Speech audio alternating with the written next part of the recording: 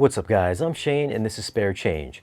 Here on the channel, we discuss all things audio and video, like new movies and new AV equipment. So if it's your first time here, consider tapping that subscribe button for new weekly videos. Today we'll be checking out 1988's Beetlejuice on 4K Blu-ray. I'm not going to review the movie itself, I'm just going to share some of my thoughts about the video and the audio quality. Now let's go over a few tech specs. The movie was shot on 35mm. It's got a 4K DI.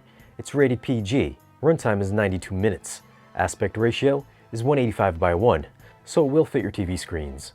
This is another great looking catalog transfer. Coming from the standard Blu-ray, this has a very nice increase in detail and clarity. The outdoor shots have increased depth and much better textures. Clouds are fuller with better definition, and trees and grass have more resolvable detail. The same can be said about all the special effects. I don't believe that you're ever supposed to believe that the creatures and makeup effects are real, but they do look real clean. The stop-motion sandworm and the Beetlejuice snake looked excellent and had that very claymation look. Beetlejuice, Beetlejuice, Beetlejuice! Oh no! When Beetlejuice gets his head shrunk, it's still a cool simple effect, but you can now see how translucent the effect is, since you can kind of see through his head. So some of those practical effects looked really good, while other effects do look their age. Close-up shots, as expected, are finely rendered, so pores, wrinkles, strands of hair are all accounted for.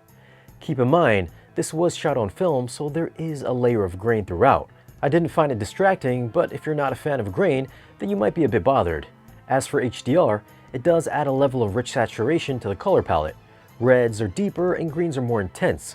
Color gradations are smooth and transitional, which takes image depth and dimension up a few notches over the regular Blu-ray. For those of you that love bright HDR transfers, this isn't one of them. It's not the Aquaman-esque type of brightness, so you won't get any eye-searing intensity.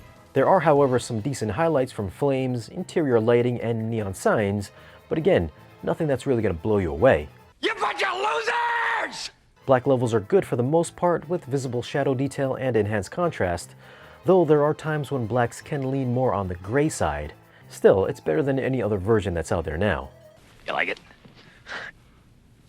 Audio gets a new Dolby Atmos mix, and for a lot of the movie, the height channels remained pretty active. Albeit, it's mostly ambiance or light musical extension. There's some distinct overhead effects from the lady's voice when scenes take place in the afterlife, and again when the sandworm comes crashing down on the ceiling, you can hear him above in the top front left channel. The soundstage was big and spacious, and as mentioned, extends upwards and outwards. I found the musical score was still detailed and richly layered, and one of the best parts of this mix.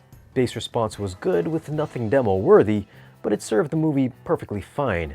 Dialogue always remained in focus and always easy to hear. So for audio, I'm gonna go with an 8.1. This is a good Atmos remix. It's subtle for the most part, but has its engaging moments that do follow the on-screen action faithfully.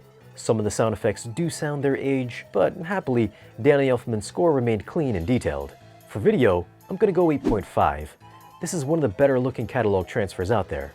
It's a big improvement over any previous releases, with some nice increases in fine detail and some great color. It's the best this movie's ever looked, and I think it's a great watch if you've never seen it. So those are my thoughts on the Beetlejuice 4K Blu-ray. Have you guys seen it, and how do you think the transfer was? Leave a comment and let us know. Now if you want to grab this movie, I'll leave some links for it down below in the video's description. As always guys, thanks for watching. Be sure to give this video a like if you found it useful, and if you're not a subscriber, then tap the subscribe button, and we'll see you guys again in the next one.